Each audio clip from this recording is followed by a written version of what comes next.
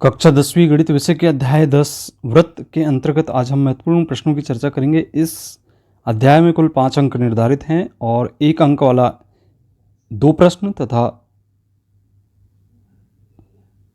3 अंक वाला 1 प्रश्न परीक्षा में पूछा जाना है।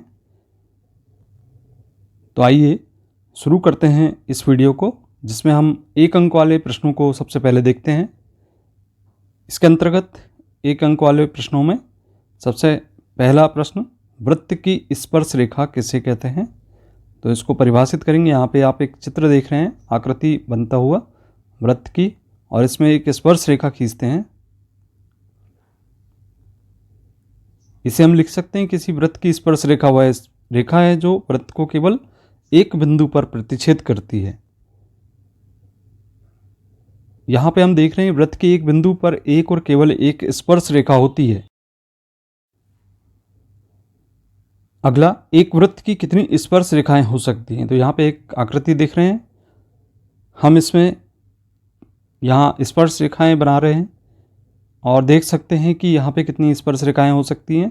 तो अपरिमित रूप से अनेक स्पर्श रेखाएं एक वृत्त पर खींची जा सकती हैं।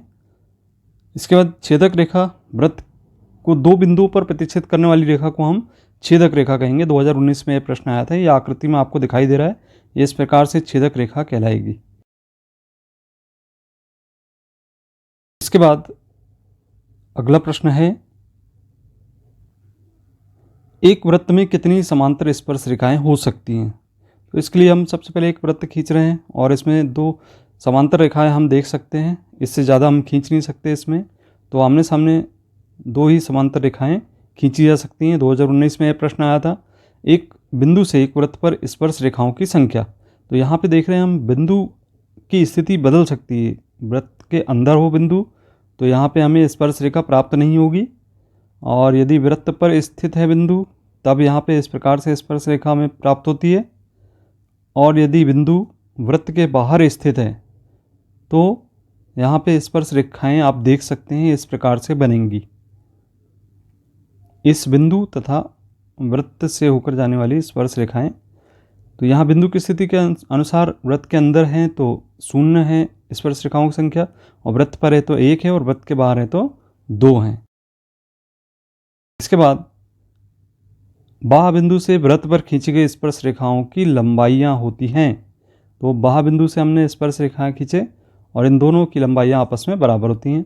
8वां, वृत्त के केंद्र से जीवा पर डाला गया लंब जीवा को करता है। तो इसका सही आंसर है समद्विभाजित। 2019 में प्रश्न पूछा गया था।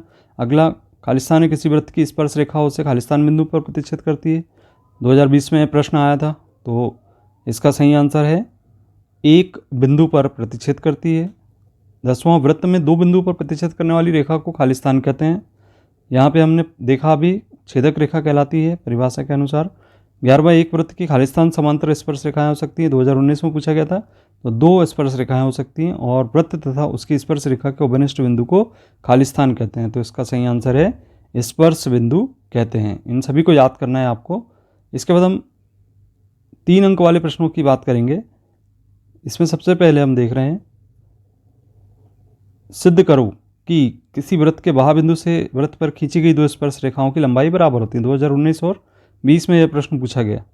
अगला प्रश्न है, सिद्ध कीजिए कि किसी वृत्त के व्यास के सिरों पर खींची गई स्पर्श रेखाएं समांतर होती हैं। 2019 में यह प्रश्न आया था।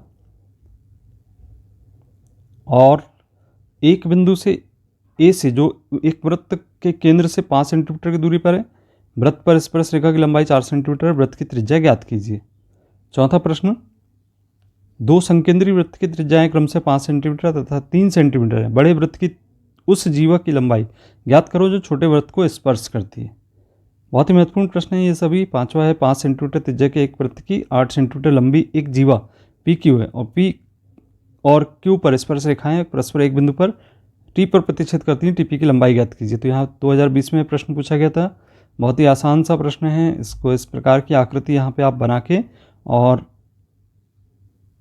टीपी की लंबाई ज्ञात कर सकते हैं। तो आशा करता हूँ वीडियो आपको पसंद आया होगा। वीडियो को अंत तक पूरा देखने के लिए धन्यवाद।